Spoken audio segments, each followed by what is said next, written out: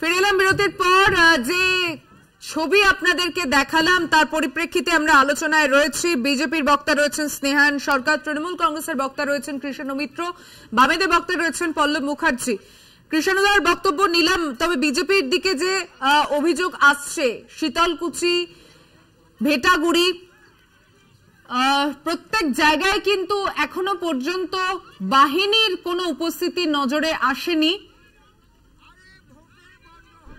স্নেহান, কমিশনের তরফ থেকে যে অভিযোগ এসেছে এবং সেখানে যে সংখ্যা আপনি বললেন তৃণমূল অভিযোগ জানাচ্ছে, কিন্তু কমিশন যে ব্যবস্থা নিচ্ছে না সেটা নিয়ে কিছু বলবেন না? না না, বিষয়টা দেখুন, এই যে মানে এক একটা বুথে কতজন করে বাহিনী থাকবে সেটা কিন্তু নির্ধারিত হয় সেই বুথের মানে স্ট্যাটাসের উপর, সেটা সেন্সিটিভ না সুপার সেন্সিটিভ তার উপরে, এবং এই রিপোর্টটা কিন্তু নির্বাচন কমিশনকে দেয় কিন্তু রাজ্য পুলিশ এবং প্রশাসন।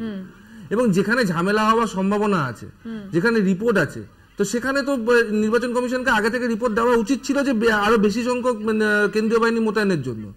দিনহাটা থেকে কমপ্লেন আছে, দিনহাটা 48 নম্বর বুথ, সেখানে বুথের ভেতর 2জন কেন্দ্রীয় বাহিনী আছে, বাইরে কেন্দ্রীয় বাহিনী নেই।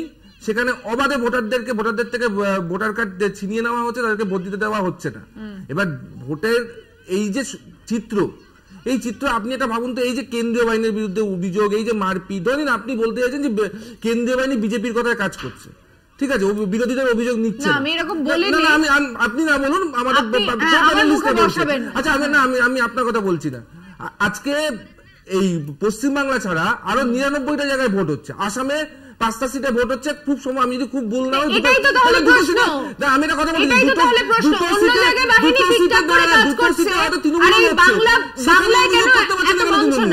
যেখানে যেখানে বিজেপি শাসিত সরকার আছে, কোথাও ঝামেলা না হয়ে থাকে তাহলে বাংলায় কেন হচ্ছে?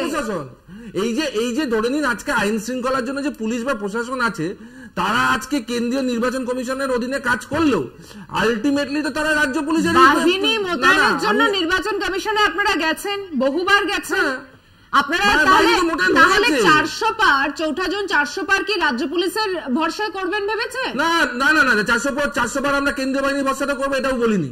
400 পার আমরা নরেন্দ্র মোদীজির কাজের ভিত্তিতে করবো, নরেন্দ্র মোদীর কাজের ভিত্তিতে করবো। যারা এখানে বসে চিৎকার করছে তারা ওই 99টা সিট নিয়ে একটা অভিযোগ করতে পারছে না, 3টে সিট নিয়ে অভিযোগ করছে। আমি বলছি পশ্চিমবাংলার বাইরে কত অভিযোগ আছে সিপিএম এর, সিপিএম বলুক, এখানে দাঁড়িয়ে তৃণমূলকে ডিফেন্ড করে, তৃণমূলকে ডিফেন্ড করেই যাচ্ছে। বিরোধী তো থাকবে, না না, আমার তৃণমূল ডিফেন্ড করে, সিপিএম বলুক, তৃণমূল বলুক যে এই 3টে সিটে বাদ দিয়ে বাকি 99টা সিটে কত অভিযোগ আছে, বাকি 99টা সিটে, দেশের বাকি 99টা সিটে কোন বিরোধী দলের কত অভিযোগ আছে, এখানে দাঁড়িয়ে সিপিএম তৃণমূল বলুক। এখানে যত অভিযোগ একমাত্র পশ্চিমবাংলায়, এই পশ্চিমবঙ্গ স্পেশালি কোচবিহার, সেই জন্য পশ্চিমবঙ্গের রাজ্যপালকে পিস রুম খুলতে হয়েছে রাজভবনে। সেটা নিয়ে কৃষ্ণদা, সেটা নিয়ে ব্যাপারটা হচ্ছে এই পিস রুমের নাটকটা শুরু হয়েছে পঞ্চায়েত নির্বাচনের সময় থেকে।